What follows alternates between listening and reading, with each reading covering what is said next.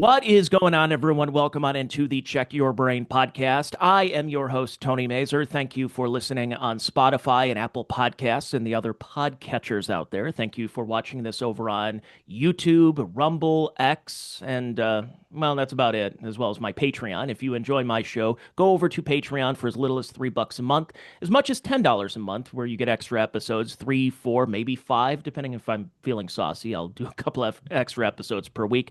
Again, patreon.com/Tony Mazur, TonyMazur. All right, enough shilling about me. Let's shill for my guest here. It is Zak Ford. He is the author of one, well, soon to be two books, but one of them is already out. It's been out for a couple of years. It's called Called Up: Ball Players Remember Becoming Major Leaguers. He also has another one. Here, I'll show the where you can buy that link for the video people. Go check it out on Amazon. And then there's another one that's coming out at some point this year, Beyond the Last Inning: Life and Careers after playing professional baseball. And he is my guest this week. And thank you, Zak. First of all, before we get started, thank you for doing this. Well, thank you very much for having me. I appreciate it. So we are recording this right as we're on the cusp of the 2026 season, the baseball season that may very well be the last one for a while for the foreseeable future, based on what we're hearing about a possible lockout going into 2027, and all the teams are really mad at the Dodgers and the Mets for overspending and all that, which we can get into. But if we want to look at the positive side of baseball, some of these stories that you have accumulated in the book Called Up, of players that, you know, it's such a nice thing when you hear about these stories of a player that calls mom or calls their girlfriend, says, "Hey, I made it." And they're all different. It's not just the same one. It's like, "Hey, kid," you sit down in the office and the with the manager says, "You're getting the call up, son." Go, "Yes," and you give everyone a call. There's so many different stories and from different eras. So if you can't just talk about the process of coming up with the idea of that book, and then maybe if you want to get into a couple of the anecdotes and stories from some of the players that you were able to speak with. Absolutely. Again, thanks for having me. I think most of us, at least among the baseball fans that are active on social media, will see a viral video or see a viral, story, a few times a year about somebody who has spent 6, 7, 10 years in the minor leagues and then finally get that opportunity. They call their mom, they call their dad, they call their girlfriend, high school coach, whatever. And it's a real heart felt moment.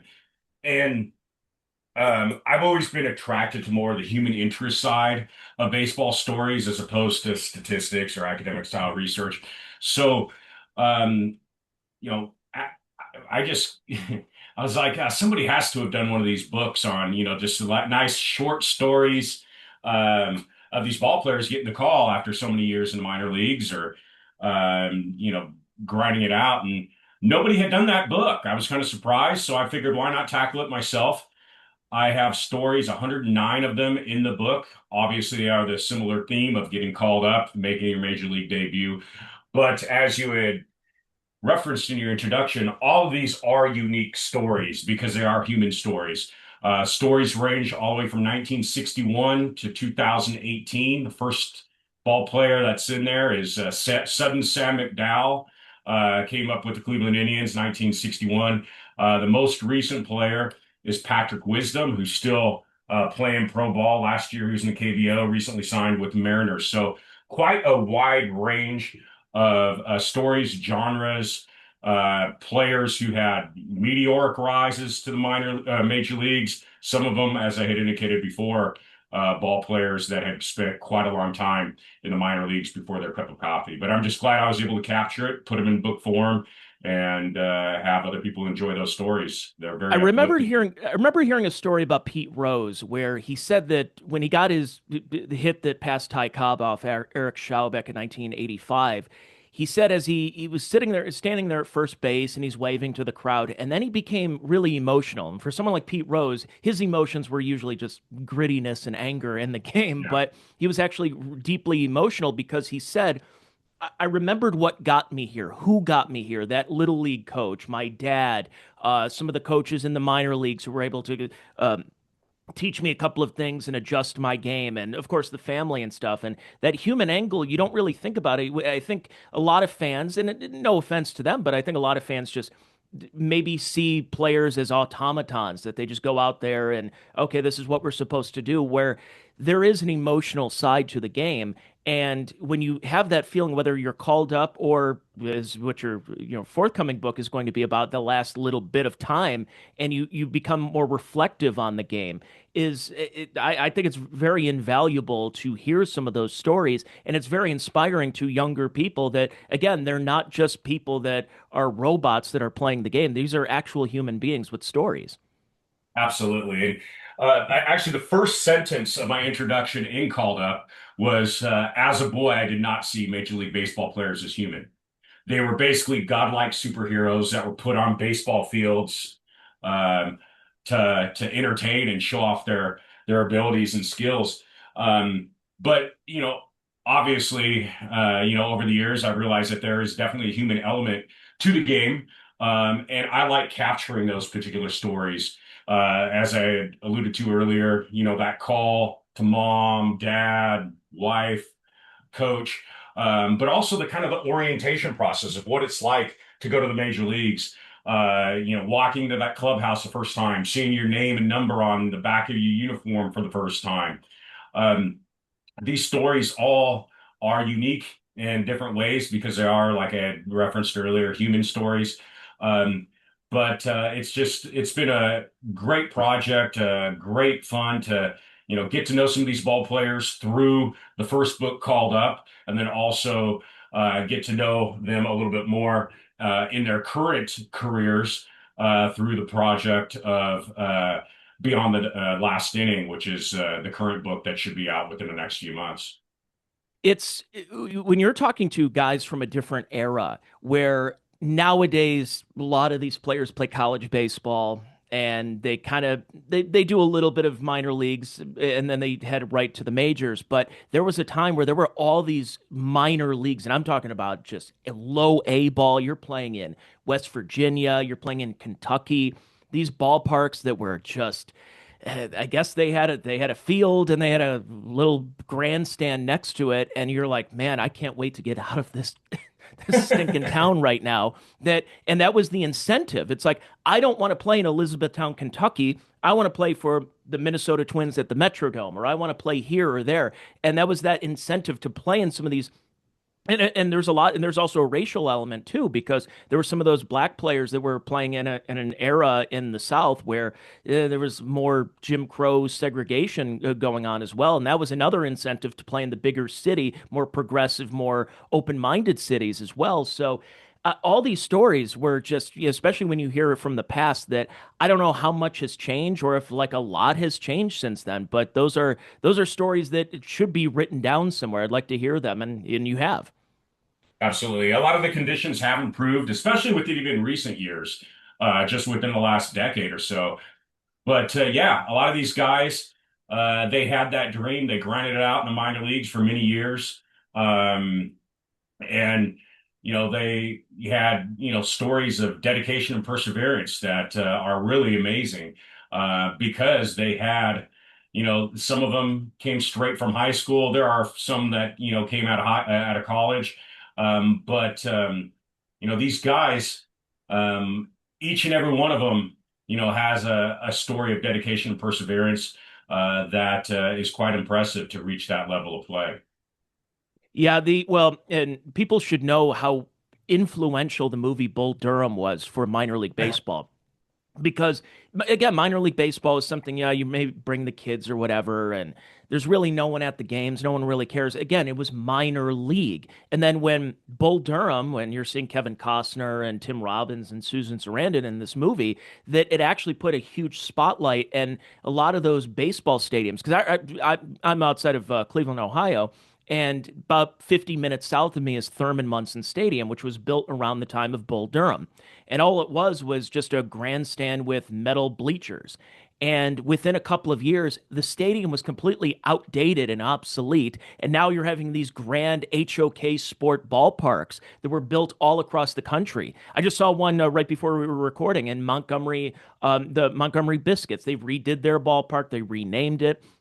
some of these others that are palaces compared to what they used to play in. Some of the truly just gritty places from the players that you had an opportunity to interview. Absolutely. And minor league baseball has made a world of changes over the last few years. But yeah, I mean, the conditions infinitely better nowadays, even in minor league baseball, than they were even a generation ago. But it's funny that you bring that up because there were quite a few ball players who referenced in their major league debuts, just going out on the field and looking around, doing that 360, whether that they're pitching out on the mound or they're out in the outfield, and they're used to those small ballparks in the minor leagues.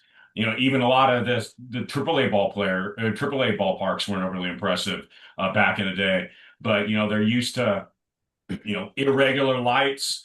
They're used to, one level of seating, and then all of a sudden they come out on that major league field and they do that 360, kind of try and taking it in, and they're like, okay, well, shoot, we got, you know, you know, a deck on top of a deck on top of a deck.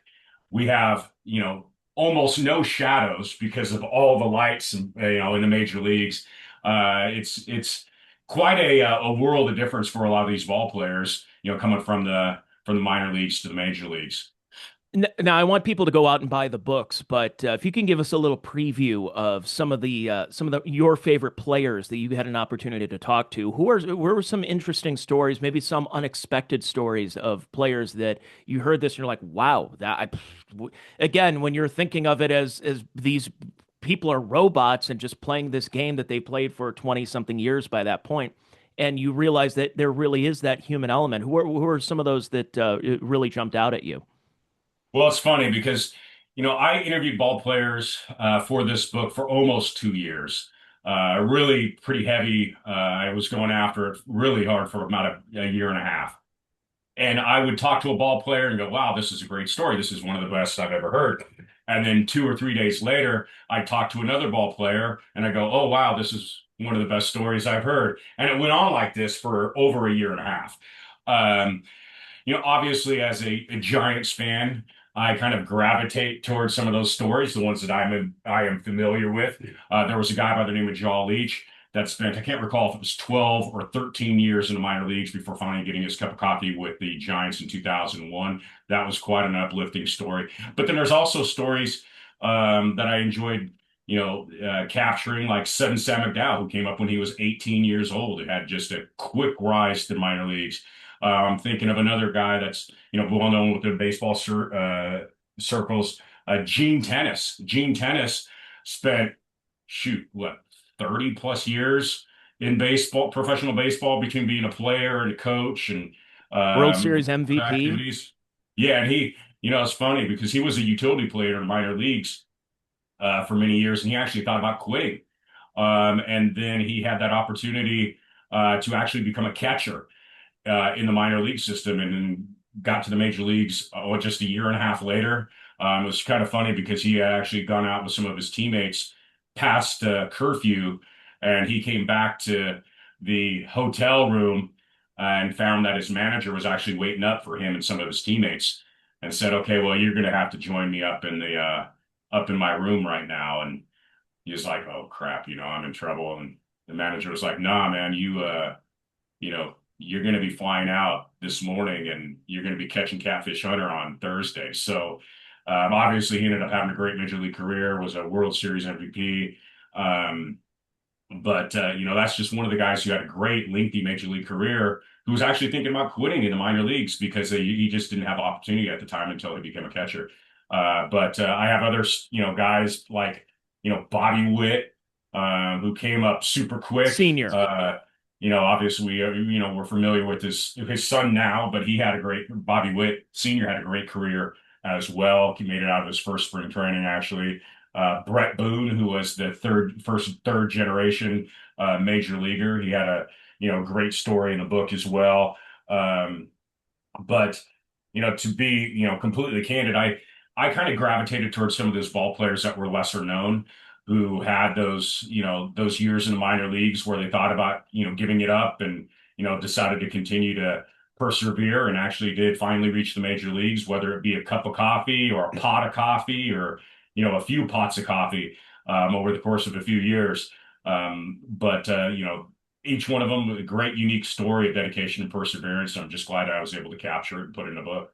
There's no guarantee if because every one of these guys that you're talking about, and I always think about this of all professional sports, every one of those players were on state championship high school teams. They were MVPs of their league. They hit 700. They threw 8 no-hitters in high school.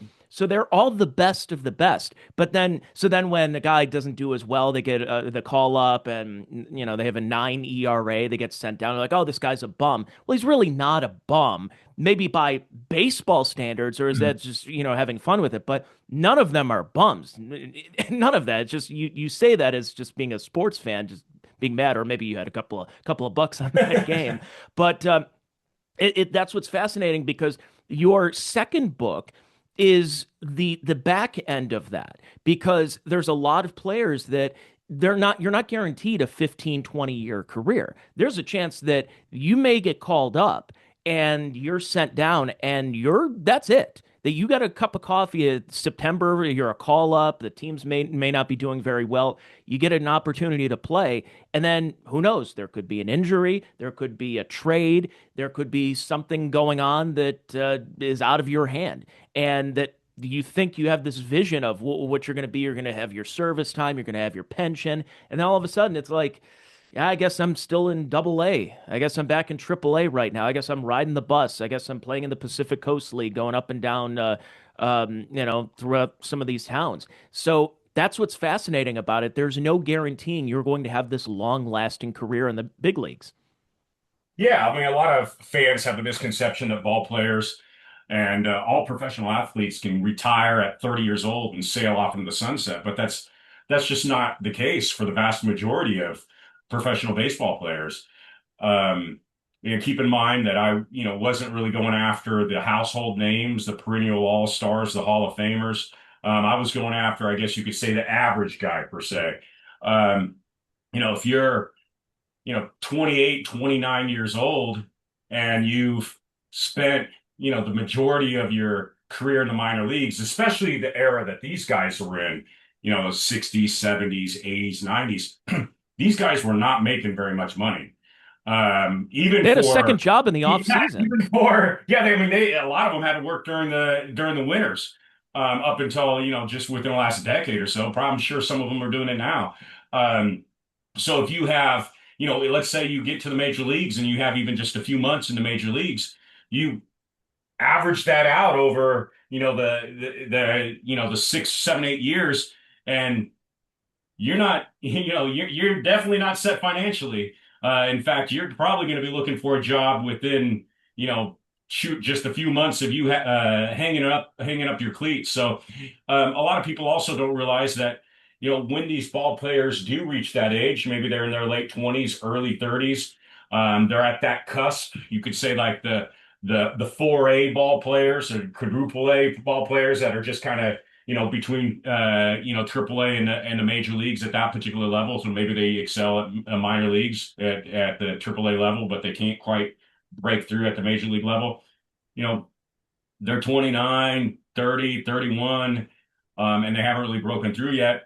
At that age, too, a lot of these ball players have, families. They're starting to miss their wife and their kids, and they're really starting to have to analyze, okay, well, how much longer do I, grind it out?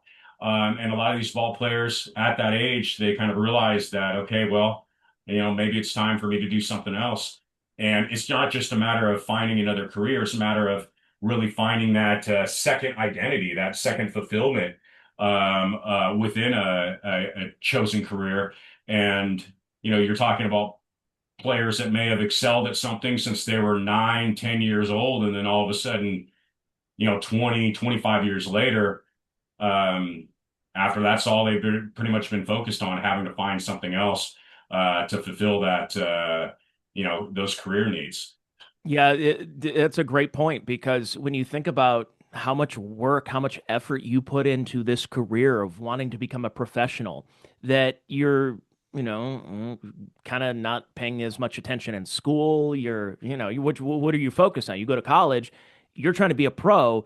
College is just it's there. You're taking some tests and stuff, and then all of a sudden the rug gets pulled out from under you, whether it's your control or not, and you have to adjust. You have to find a way to do this after all these years of spending it in the gym instead of the classroom. So that adjustment period for a lot of these players is really tough. Um, and that's some of those stories. Because again, if you're not at that point with service time, that guys are wondering what their plan is. And as you said about families, that's why I'm more sympathetic towards some of the players that were involved in the PED scandals than I think a lot of other people are like, oh, they were cheating. Yeah, but understand from the perspective, it's not just Mark McGuire, Barry Bonds, Roger Clemens level. There are a lot of guys who are really on that cusp that, okay, probably not ethical here.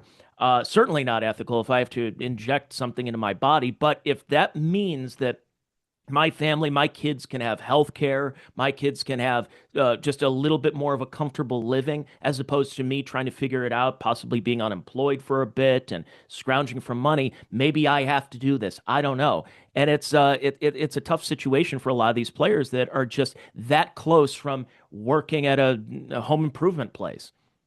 Yeah, I mean, it's definitely understandable in a lot of these cases, and there are quite a few ball players that even when they realize the writing's on the wall, and but baseball is what they've known. Maybe they have to try and milk those last few years. Um, some of them will go over to Korea or Japan, where there's, a little bit more money involved in many of these cases, some of these ball players.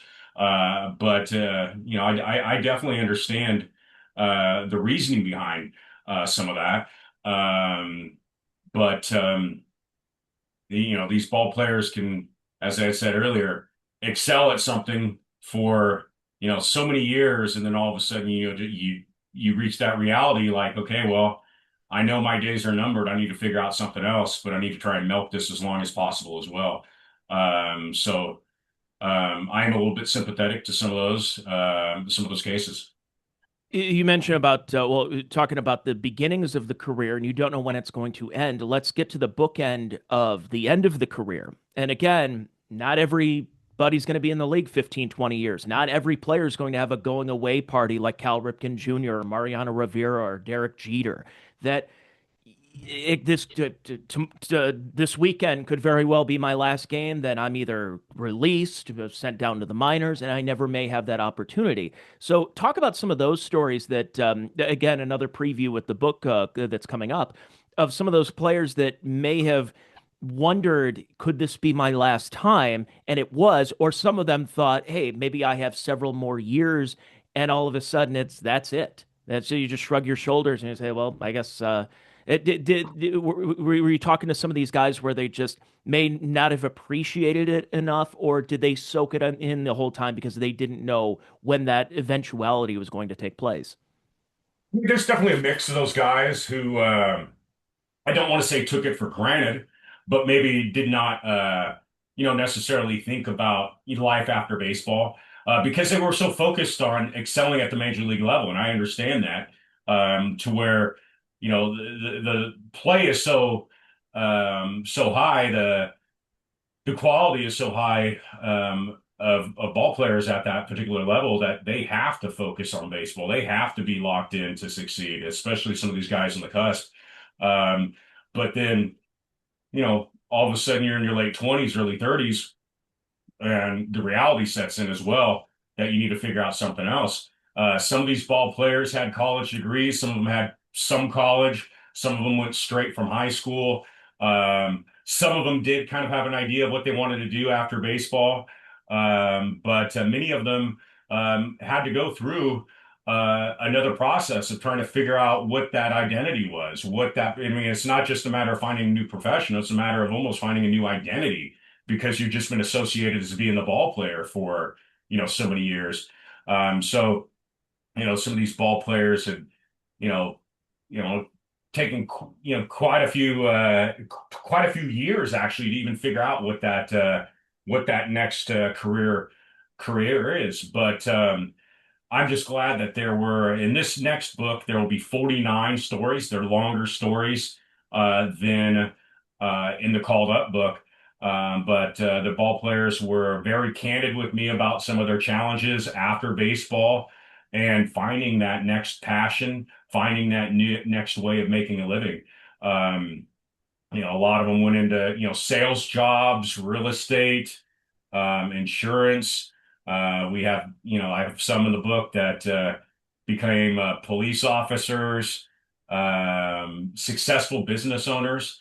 It's kind of unique, actually, come to think of it, because some of the ball players who did become successful business owners afterwards said, okay, well, look, it wasn't hard for me to go into the business world necessarily because I was already used to failing more than 7 out of 10 times, right? That's a good point.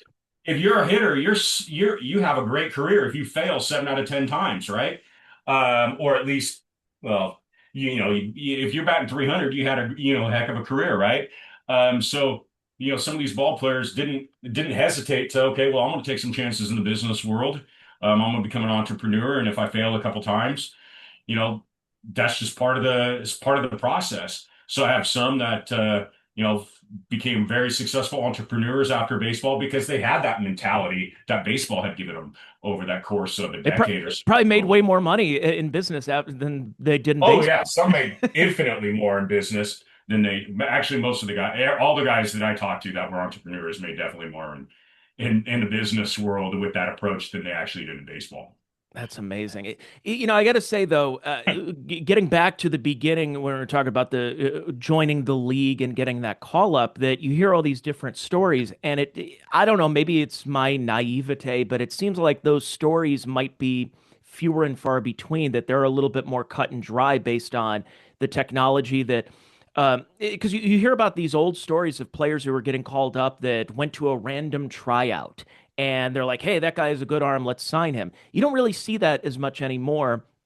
And you're seeing a lot of these players that are more in these travel leagues that are coming up, and now to the point where there's like 8-year-olds that the parents are focused on their launch angle. Going launch angle, a kid at 8 years old should learn how to actually like pick up and learn how to turn the glove properly. And instead, it's now to the point where you got to be in the travel leagues, and baseball's really pricing itself out in many ways where it's not even so much that you're playing on a dusty old ball field in June. It's you're at the cages in November. You're in a travel league, and not only a travel league, several travel leagues, and you're not doing what I was doing when I played travel league. I played 1 year of travel ball. And our travel league was crossing the county line, basically. Now it's oh no, we got a weekend in Chicago, and then the next weekend's in Omaha, and then we're heading on down to Tallahassee for this big tournament, and here and there. And I'm like, who can afford this? It's really is just pricing itself out now, and so that's what I'm wondering. Some of these stories of players that they'll probably have different unique stories, but I think a lot of them is you're not seeing this random kid who came from a rags to riches story, because if you have rags, you probably won't be able to afford to play baseball nowadays, even little league. Yeah, I mean, a lot of these ball players, well, actually, all these ball players came, and reached professional baseball before really the travel ball era started, I guess you could say, if that's what you want to call it.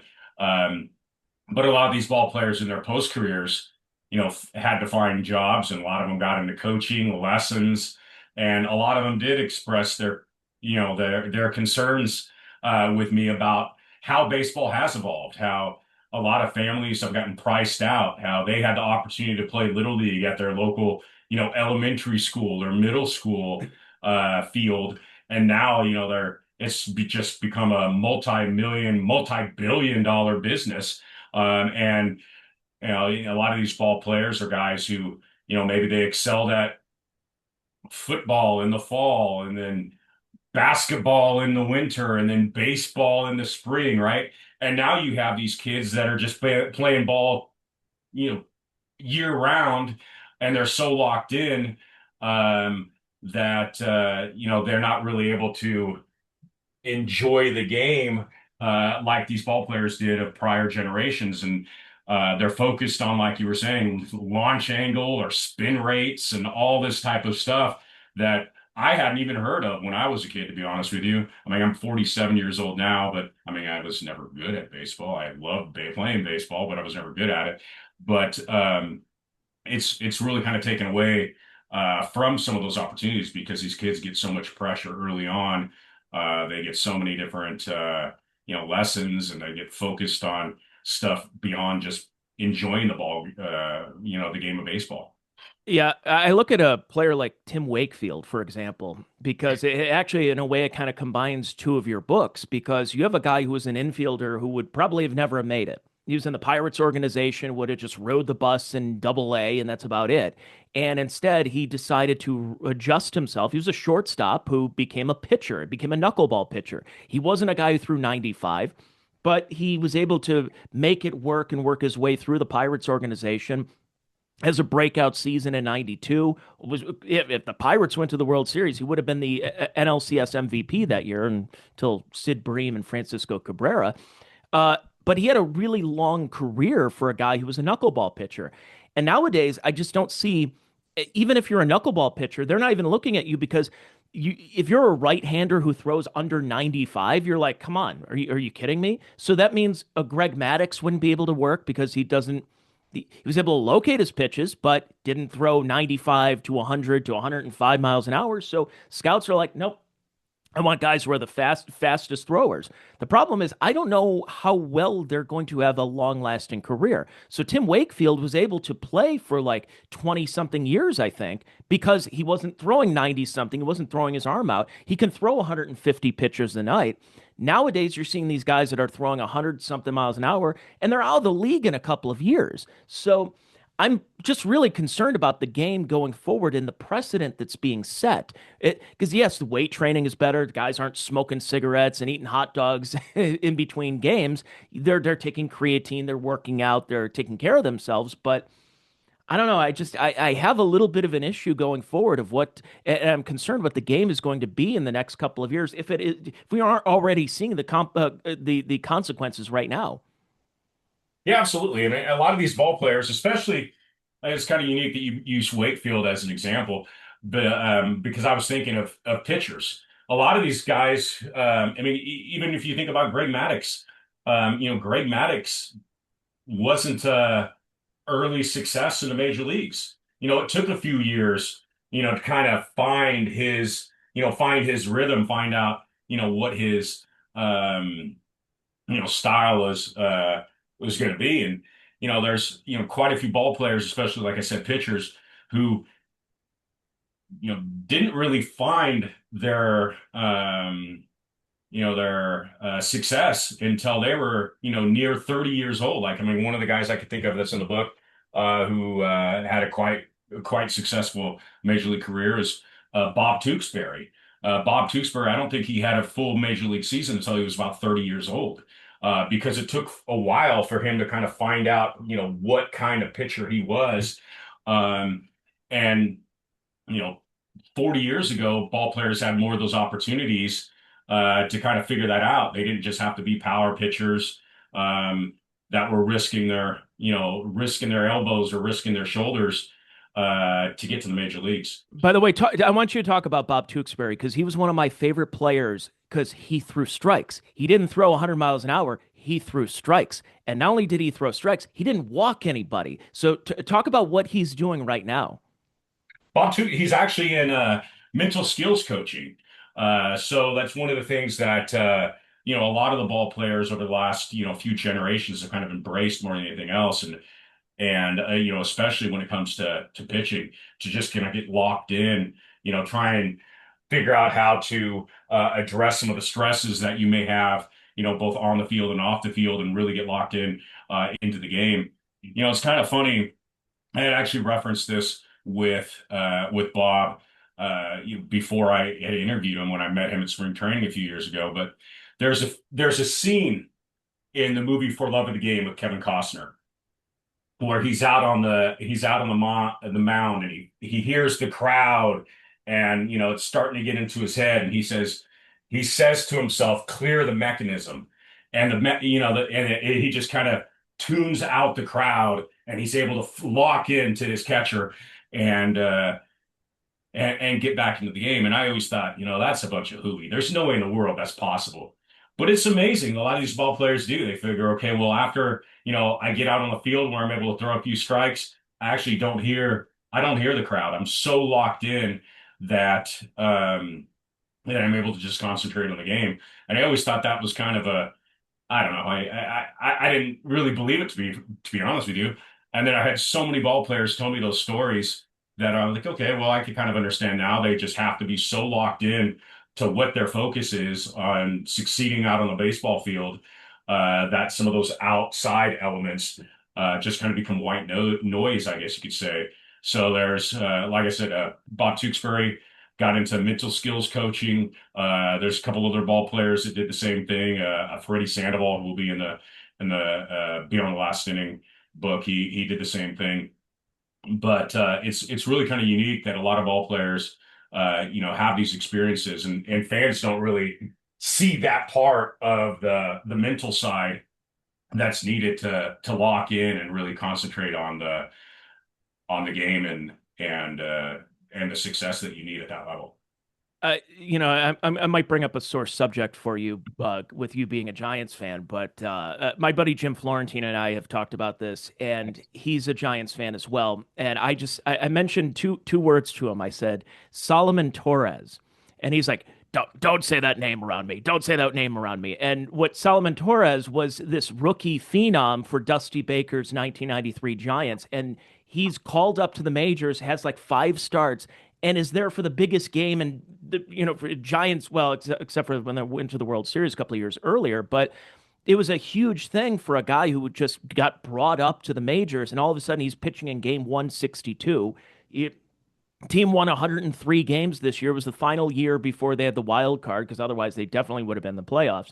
And he had a choke. And some people wonder if that caused him to have a pretty mediocre career, because he was a flamethrower. He's a pretty good ball player. And then after that, he kind of bounced around, played for the Pirates, played for the Mariners, and everything like that. And it's just one of those examples of maybe some guys get called up too soon. Some guys just they may not be ready for the big time. That when the bright lights are on them, they kind of fold. And not everybody's going to come to the table and be ready for whenever they have to get the ball in a big situation. Yeah, I mean, I think that a lot of the ball players who do have that quick rise to the major leagues do have some of those challenges. You also have obviously some ball players that do have, successful careers that start in late teens, early 20s. That's obviously the few and, far between exception. But there's definitely that human element, that mental side of the game that ball players need to prepare themselves for before they reach the major leagues. In many cases, it's funny that you bring up Solomon Torres, because Solomon Torres, a few years later, he was traded to the Mariners for Sean Estes. Sean Estes was one of the ones in that trade, and Sean Estes is, somebody that went on to have a great career with the Giants and a few other organizations. But Sean Estes was also one of the ones that told me about the importance of the mental side of the game. I mean, he spent, I think it was something like 4 years in A-ball before he finally kind of broke through in the minor leagues. And he was another one. You bring up the example of, ball players that exceed from an early age all the way through, and then they reach the professional level and they get humbled. But, Sean Estes was the #1 pick for the Mariners.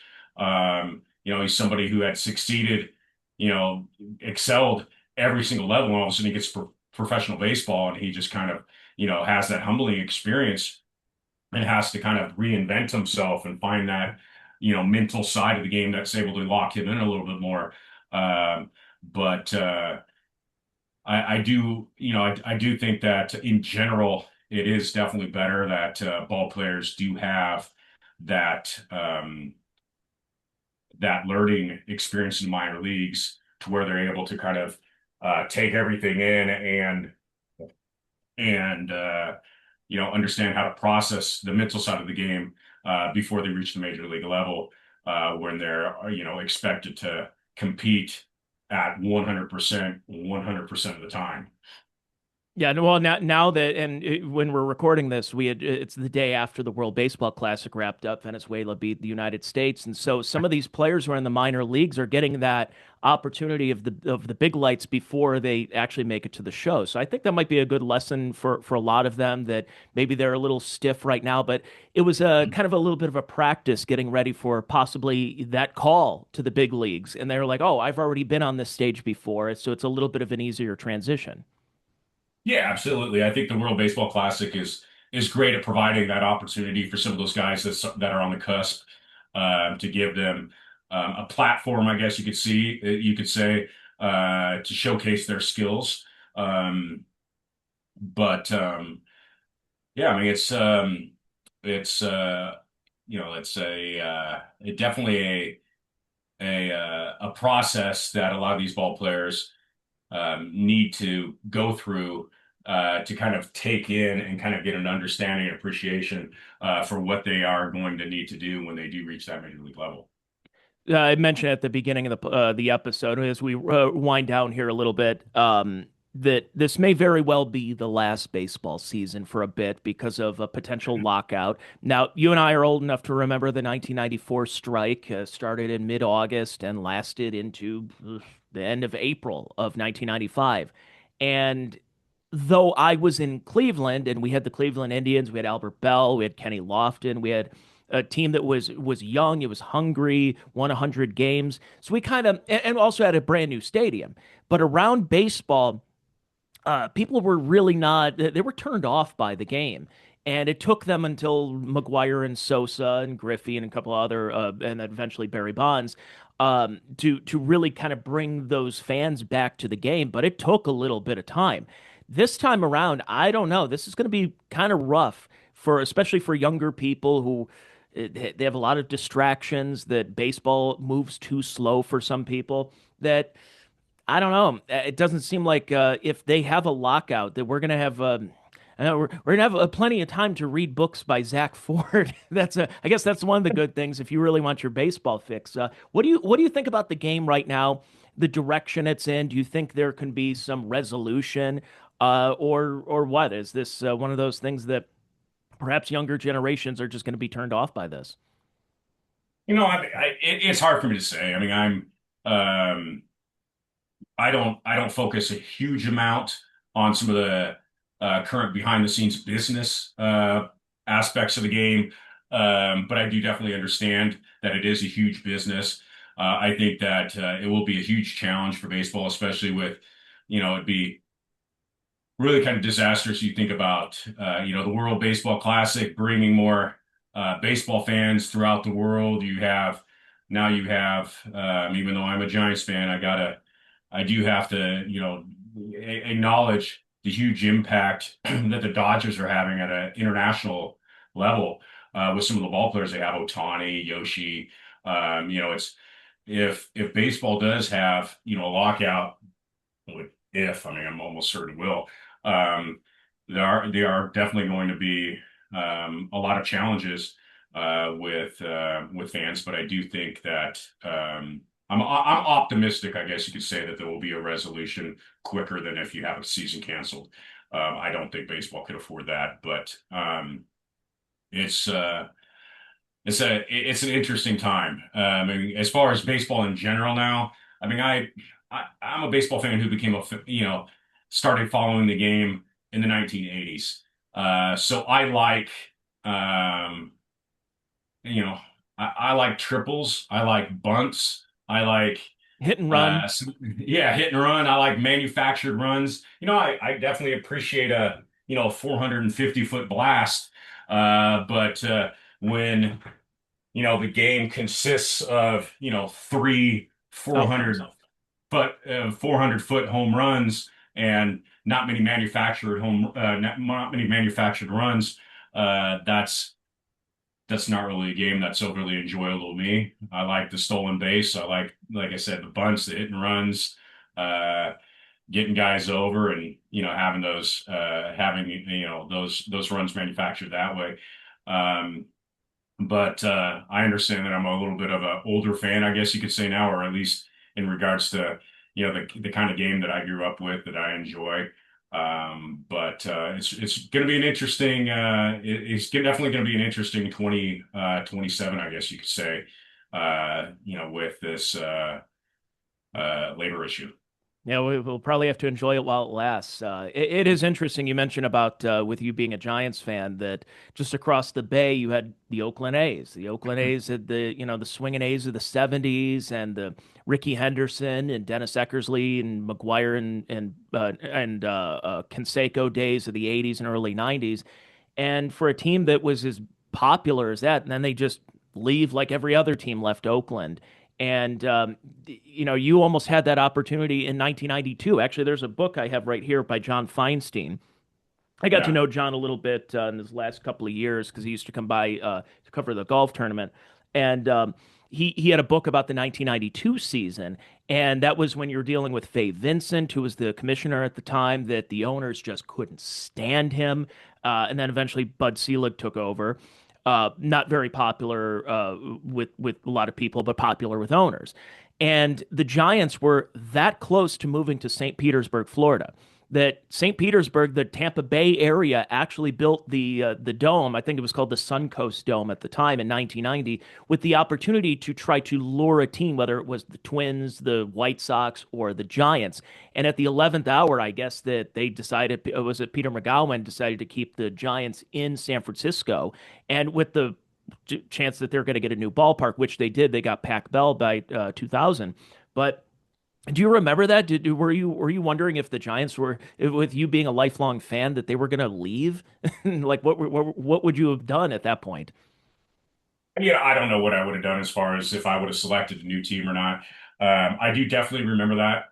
In fact, I remember my family and I were on a camping trip in San Mateo, which isn't too far away from San Francisco during the time, and remember listening to that announcement on the radio, and then the next morning, riding my bike from the campsite over to the local mini mart, which is, I don't know, a mile or so away, to get all the newspapers that were reporting out on that potential move in 1992. I was, I guess, 13, almost 14 at the time. And it was something that was, that happened at the peak of my, as a boy of, being a fan. And just remember following that, up until I want to say maybe November or December is when they finally decided that, that wasn't going to go through. But that was definitely a rough time for me as a sports fan, or as a Giants fan specifically, because I wasn't sure. I was, at that time I was more passionate about baseball than have ever really been. I didn't understand the business side of it as much, being so young at the time. Um, so definitely sympathetic to A's fans that have, experienced what they've had to experience over the last few years.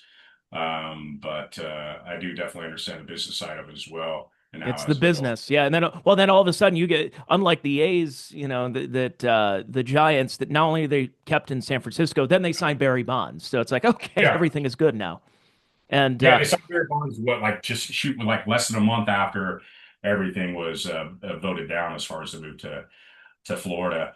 Um, Obviously they, had a pretty successful 1993, but as you had referenced earlier, kind of a depressing end to that particular season, and then, just not much longer. then 2002 was, They started 2000 over at it was Pac Bell Park at the time, now Oracle Park. Um, but definitely things worked out positively for the Giants, at least in regards to staying in San Francisco. But that was definitely a scary time for me as a young Giants fan, thinking about I was possibly going to be losing my team. oh yeah. Well, we had it with the Browns when I was just getting into football, and then the Browns took off. And now we haven't really. If you talk to Browns fans right now, I think we'd rather this team also move to Baltimore. But that's what happens. Speaking of, you mentioned the word scary. It just reminded me. What were your when the earthquake happened in '89? What were you doing? What was going on there?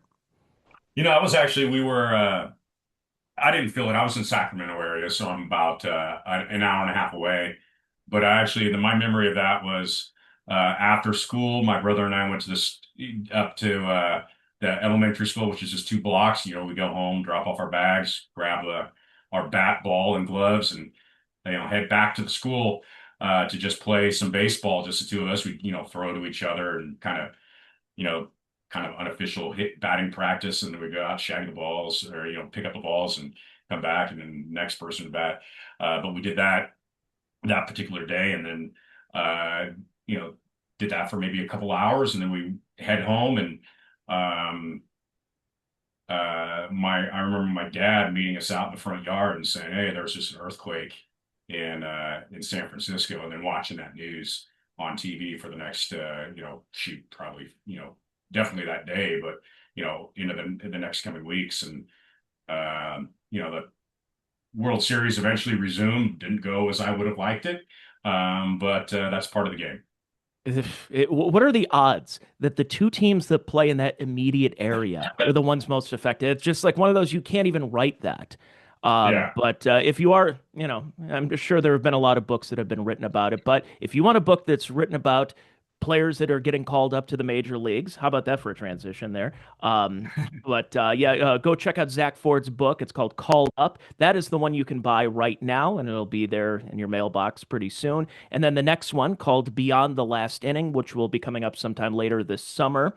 And I actually got a chance to see Zak on social media because your Facebook page, your Instagram page, because of the algorithm, it keeps coming up, and I love these stories. And so go check him out. It's Zak Ford, Zak with a K, Z-A-K, no C in there. Zak Ford Stories on Instagram is where I found you, and then also as well on Facebook. And go check out his website, zakford.com. Again, no C in it, ZAKFORD.com. And go check out his books. Just really good stuff there, Zak. And I really appreciate you coming on for the podcast today. Well, I really appreciate you having me anytime. I definitely love chatting with you. Absolutely. And I thank everybody for checking out the show. And I'll be back with you next week with another episode of the Check Your Brain podcast. My name is Tony Mazur. I'm also on social media. Go find me if you want, whatever. It's don't care about me. Just buy Zak's books. Keep them out there. Appreciate it. And if again, if you want your fix going into the baseball season for next year, then stock up, buy the new book and buy the one that's a couple of years old at this point. So because we might be jonesing for some baseball coming up next year. But let's get through this season first and enjoy ourselves. So thank you, everybody, for checking out the show. I'll be back with you again next week with another free episode of the Check Your Brain podcast. And if you want more from me, go check me out on Patreon at patreon.com/Tony Mazur. Have a good one, everyone. Bye now.